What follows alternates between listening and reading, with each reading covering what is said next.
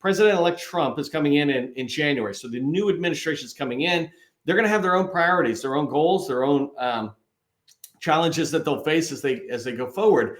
And today, I want to talk about which agencies are best positioned for that. So when you think about the Trump administration going into 25 and then over the next 4 years, there's certain agencies that align completely with their agenda, and there's certain ones that are less aligned to it.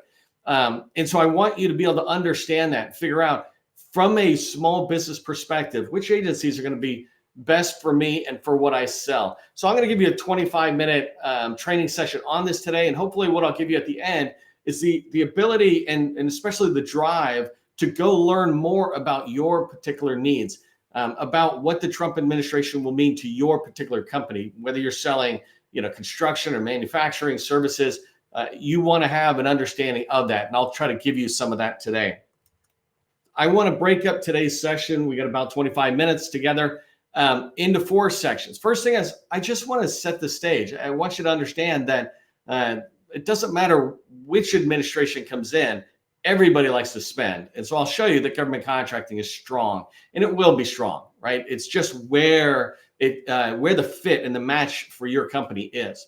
Second thing I want to talk about are which agencies, in my opinions, are at risk for government contractors, meaning I expect there would be less spending or interruption to the activity. An example is back in 2017, within, I think, the first day or the first week, some contracts were put on hold, right? But you'll see that, it's not the end of the world, but it's things to be paying attention to. So I want to talk about the agencies that are at risk and then contrast that with agencies that I think are what I call safe agencies. In fact, agencies that I think are going to have an increase of spending, an increase of contract dollars coming out. And so we'll talk about that yin and yang of the agencies during a Trump administration. And then the last thing is I want to give you just a quick tip on how you can do this research that I do yourself. You don't need to come to me. These tools are your tools, and you can master the skills by just learning about the tools, practicing with the tools, reading the help and admin guides that they have. That's how I get better at these things. I wasn't magically good at whatever I'm good at. I learned about it and I practiced, and I'm hoping you can do the same to really make this information that I'm going to share today good for your company. If you don't know who I am, my name is Neil McDonald. I'm the president of the GovCon Chamber of Commerce, co-founder of GovCon in a Box, and I want to welcome you to my federal sales training, where I provide tips for success in the federal market. I spent 20 years in the federal market as a small business owner, and since 2018, I've been teaching people like you that government contracting is not a secret. It's just a process. Okay, so I wanted to just level set before I dive in and I talk about which agencies are at risk, et cetera. One thing I wanted to just really emphasize is that we government contractors in the federal market, we're like the only market that doesn't have to worry about spending cuts or spending going away. Certain agencies for sure, and I'll talk about that in a minute, have that. But if you can see right here, and let me see if I can turn the camera off. There you go, and see if I can make this even bigger. There you go. So if I make this bigger, this is data that's coming out of USA Spending and basically FPDS, which is the source data. This is contract dollars. So these are awarded contracts to a company like yours. And one of the things I want you to pay attention to is just coming from 2008, which is on the left-hand side here, 2008, the spending is pretty steady. And then what happens is you see that dip, and that dip, and I didn't go completely go into this, but basically that's when we're drawing out of the wars that we're in, right? We're in a lot of this activity. And you see it dip down to 2015, and then starting in 2016, it starts coming up. And so the end of President Obama's administration in 2016, in 2017 is President Trump first time came in, and this was when I was a contractor, right, in the White House, in DOD. And so I was living this experience, but the spending for 2016 starts going up, and you can see it going up every single year in the contract dollars. So we might see spending go down in different areas, but it tends to be outside of the contract dollars. 2020, you can see it pops up a little bit. It doesn't go up a lot though, because a lot of that activity that happened during COVID, it was outside the contract dollars. So there is that blip where we're buying personal protection equipment and things like whatever that went into COVID spending. But then it kind of level sets back in 2021. And if you look at 2019 and 2021, it's kind of still doing that steady ramp up of spending all the way up into 2023. 2024 did not have a drop. We just haven't had everything fully reported yet. The tools that are out there that are publicly available tend to be 30 to 90 days behind the real data. And that's if everybody has reported their numbers. Government agencies will go all the way into next year, updating their data and reflecting it. So don't worry about that. But the trend here, what I really want you to understand is that spending is going to happen. It's not like it's going away. And we just need to figure out where is that spending happening so we can align it to what you sell and what you want to achieve. But don't worry about the government contracting dollar. That's not going down. One thing, by the way, that I don't say here, and I might as well say it because I don't say it in any of this training, is sometimes when you get different administrations, there might be different emphasis on the set-asides, but that part there, the big thing is showing up. This is why I said sources sought in RFIs or respond to them. If you're showing up and if you're getting really good at what you do, like my last company, I was good at SharePoint. I was great. I could go toe-to-toe as a small business against Microsoft, a large business, right?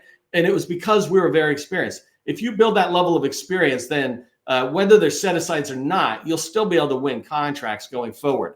The set-asides will be nice for all of us if it happens. Okay, so let's talk about some agencies that I think are at risk. I don't want to suggest that I'm speaking with any factual data where I go, hey, President-elect Trump has said this agency is gone or something. But there are some reasonings, right? It's not like I'm just guessing. These are educated estimates of which agencies are at risk.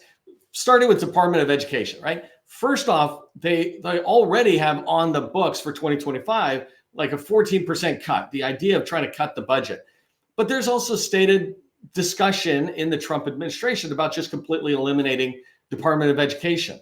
I am not here in this training or any training to talk about different opinions about this. I look at it as a factual thing, is that if I'm looking at my own business or my customers, I'm like, man, that Department of Education, I don't know if I want to invest a lot of energy for business development and capture in there if they're at risk of really being gutted, right? Whether that happens or not is a totally different story, but that's one. Next one that goes right with it is EPA. So the Environmental Protection Agency, there's all sorts of gutting that is happening. A lot of stuff that happened in the first Trump administration and that talks about it again. One thing that I really want to encourage you, and I'll show you again in a few slides on how to do it, but I really want you to go look at the data, because before I looked at the data and I just went on what was being discussed by President-elect Trump and the people in his administration, I was really thinking, oh, they're just completely gutted. But when I went and looked at the contracting dollars for the transition between President Obama into President Trump's administration, EPA never even had a dip. It kept going up steadily. I don't actually know why, and it'd be fun for me to go back, but this is what I'm saying. Go take a look at it. They are solidly on my at risk because it's an agency that is being communicated, hey, let's get rid of it. Housing and urban development, there's a lot of funding that they do out for housing, and that's being all recommended to be cut at different levels, et cetera. And that's why I put HUD on my at risk. Take the time, go in and look at it. Maybe there's certain aspects of HUD that relate to what you do that's increasing. And there's other aspects, if you manage the dollars or if you help them manage grants, et cetera, that's another story. IRS is a big one. The reason IRS is on my agency at risk is because before even President-elect Trump and the Trump administration was coming in, this has been a discussion back and forth between the parties. And the idea that there was a lot of money that got allocated to the IRS. And during the Biden administration, there was a lot of hiring going on with this goal of trying to get up to 100,000 IRS employees. But that's going to probably freeze as they move forward. So this kind of back and forth between who's running IRS and the Trump administration. But very clearly, the Trump administration is communicating that they want to reduce that. And so making sure that there's stop that money that was authorized for IRS begins to go away. Again, not factual things. This is the stuff that's in discussion.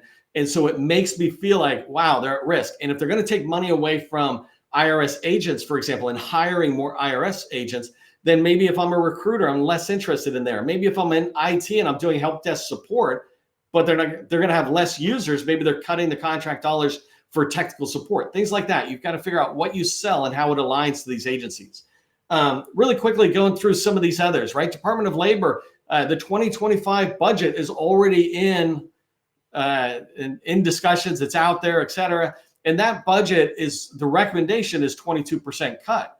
And so it's this discussion going back and forth. That'll be $3 billion coming out of Department of Labor. I don't know exactly where it comes out of. I need to look at the budget to go deeper into that, right? And if I'm in labor, that's a weird way of saying that, but if I'm in the Department of Labor, right, I want to, and I already have contracts, then I want to explore that deeply. I don't want to just walk away, but I want to figure out, how do I protect it? How do I go in? That's what I'll talk about tomorrow. But if I'm not in Department of Labor or some of these other ones, right, it gives me pause. I'm like, well, why don't I go somewhere that is working? If I just do a quick sidebar, if you think about small business goals, one of the things I tell people all the time is, don't go somewhere, some agency, and try to knock on the door and say, hey, we're a woman-owned small business. You're not hitting your goals. We can help you. If they wanted to hit their goals, they would have hit it. It's not that hard. There's over 100,000 small business, women-owned small businesses, right?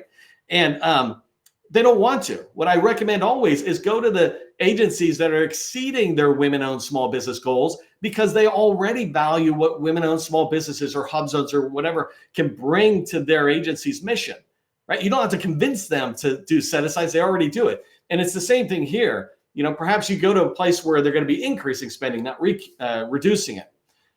Department of Health and Human Services, HHS, they've got a 6% budget cut that's on the books for 2025. If you don't know this, the budget hasn't even been approved yet. So we're halfway through. We're almost the first quarter through, and no budget's done, and we're on something called a continuing resolution. If you're not familiar with that, it basically just kicks the bucket down for approving the budget until December 20th, I think. So that way we can have that budget discussion right around Christmas. And so we'll move forward. But in that budget, it's a cut of 6%. OSHA is another one. I just threw this in here because I know I have people in our community who have talked about, they do a lot of OSHA work. If you're not familiar with it, it's I think it's like Occupational Safety Health Administration, something like that. I just call it OSHA for decades. But they're on the cutting block of 12%. You know, I saw in Homeland Security, they're looking at FEMA that same way. And so this idea of paying attention to the agencies you're looking at and see what the administration's discussion is. You can't really change what's going to happen. You can only sit there and decide how you're going to react to it. And I want you to react to it informed. Another big one is Department of Justice. There's 3 different agencies that are all within DOJ that are all looking at cuts in the budget, right? FBI, ATF, which I used to call Alcohol, Tobacco, and Firearms. And then the Office of U.S. Attorneys, this huge office all around the country. That'll go down. I know we've got people in this community who are supporting those agencies. And so these are at risk. Sometimes you just don't go in if you're not there. But if you're in there, again, you just figure out, how do I make sure I protect what I got and to keep growing? And then Department of State is another one. In the last Trump administration, State Department was like the first or second largest exodus of employees from the State Department because of what was happening. That gives me pause on looking at them as a customer as well, because if they're going to have reduced mission or footprint or spending around the world, then it begins to scale back into CONUS or into the United States proper. So these ones are ones that I put at risk, right? I think these are ones that I'd be very cautious or just completely avoid it out there. And again, if you're in there, I'm not knocking it. I'm not telling you to go away. I'm just saying, if I have 2 options, I'm going to go to the less risky one. So what are the less risky ones? Oh, let me pause for a commercial. Don't forget about networking event on November 25th. So in 2 weeks on Monday, we'll do this virtual networking, and it is awesome. Instead of doing training that day, we go into Zoom. We all get to see each other, go into rooms, network. And so I want to be able to have you meet others and network within the GovCon community. Let's talk about agencies I think that are not just safe in the Trump administration going into 2025, but are going to have a surge in spending, especially in contract spending. That's the part I'm looking at, is from your perspective as a small business government contractor, where are the dollars going to be coming? And so in this particular case, I'm just providing a couple of what I hope are really obvious ones if you've been paying attention to the news and you understand some of the priorities of President-elect Trump. Department of Defense, right? This is a huge one. The Trump administration is very focused on I think it's like peace through power. I need to get the line correctly. But this idea that the stronger the military we have, the more we deter everybody else. Well, that means there's going to be spending in the Department of Defense, right? Whether that spending is on internal personnel, right? It's non-contracting dollars, or whether it comes out to contracting dollars. And there's different formal terms, but I just like using those. So DoD, solid bet, solid bet. If you can get into DoD at any point, this country just will never stop spending. It just won't happen. You'll see a surge in a war and then come down to a level set. But for the most part, this country is going to keep spending. We've had a lot of lessons to stop us from making that mistake again. Department of Homeland Security is kind of a hit or miss. There's certain parts of Homeland Security. If you don't know this, there's a lot of component agencies in there. And so some of them are going to have surges. And so I put 3 in that are related to the immigration and border protection type priorities that the Trump administration has. You can hear me talk more about that in yesterday's replay. But these agencies are the Custom and Border Protection. They're going to be doing a lot of hiring. So there's probably going to be a lot of spending on recruiting and training and figuring things out like that. A lot of the activity that goes into just ramping up and surging up the staff. The other one is the United States. I think it's like, it's not customs, something in immigration. But anyways, ICE and USCIS, they changed for me. I forget the titles, but those 2 are huge, right? Together with CBP, which is kind of the border, those 2 are really going to sit there and ramp up. They just will have more spending. It's a pretty much guaranteed. And so if I'm advising my customers, I would be looking there. If you can get into DHS, it's going to be a safe bet for the next 4 years that the spending will stay level or go up. National Guard is another one I threw in there. And this is a little bit more of an educated guess, if you will, based on the data I'm looking at and the information I hear from the Trump administration, et cetera. But the use of the National Guard, perhaps around the immigration priority that President-elect Trump has. If that happens, we have the Army National Guard, the Air National Guard, the National Guard Bureau. And so these are areas where spending could increase. I had a significant portion of my revenue in my last company come from Air National Guard, right? And so Air Force and Air National Guard. And so there's a lot of potential spending that might happen there. I will definitely be keeping my eyes on that because there's a lot of decentralization that happens there, and it will drive my business development effort or my advice to my customers on what they should do. President-elect Trump is very focused on the infrastructure side of the house, on the country. And so Department of Transportation, I just see that as a safe bet. When you look into transportation, you hear some of the dialogue. There's some things around regulations and policies. That's one thing. But then there's just this huge spending that's going to happen around, bridges, roads, all those kind of things. And so I see DOT popping up, Stand Stable or popping up. Another one that I thought was a really interesting one based on my research, and I know a lot of people in my community, even customers of mine, are on the acquisition side. You support the government's acquisition. So the Defense Acquisition University, if you're, it should be clear with the name, but they teach basically all the acquisition related courses to DoD. One of my customers actually is working with a civilian agency who's looking at the DAU courses and saying, hey, how can we bring them in-house and recreate those in here? But that's a Band-Aid. And what the Trump administration is signaling is that they want to be able to take what DAU does and say, don't do it for DoD, do it for everybody. Let's get all of our acquisition personnel around the entire government, defense and civilian agencies going to the same school. And so that is an area that I think there could be a lot of increased spending as they have an increased mission. So spending just on training or creating training courses and the acquisition side of the house as well. So, take a look at that. And then the last one is the VA. Even though there's some privatization of the VA and discussions back and forth, no one's going to let the VA is like the civilian counterpart of DoD. There's just too much going on for that to slow down. It will increase. And I see that in the contracting dollars increase, because even if they begin to outsource some of the stuff from the employees of the VA, there might be this increase of contracting dollars where they're supporting that effort. Okay, so those are just some of the ones that I have in there. These are the ones I would be talking to my customer with. I want to just point out really quick, you can do this research yourself. everything I get, there's two main areas that I have that I'm doing research. And so I think one is here, and I'll just start here.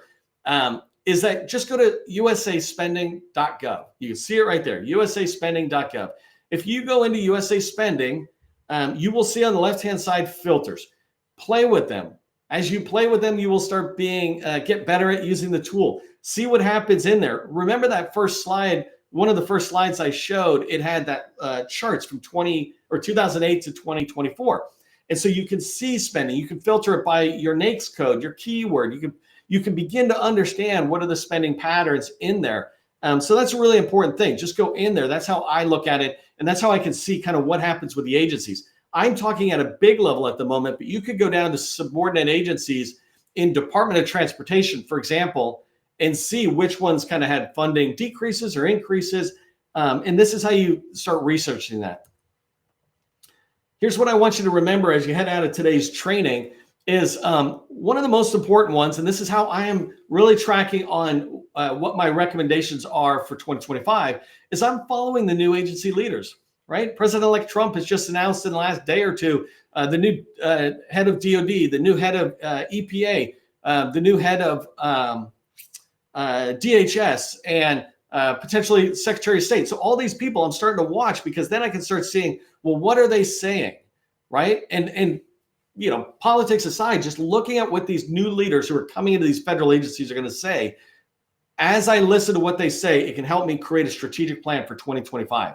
Make sure you're looking at the current budget that we're trying to get past, the FY 2025 budget, to see what kind of spending increases or decreases are happening. Try to see that trend around what you do, and then track 2026's budget. That budget is in play now. Theoretically, proposals have already been sent to OMB.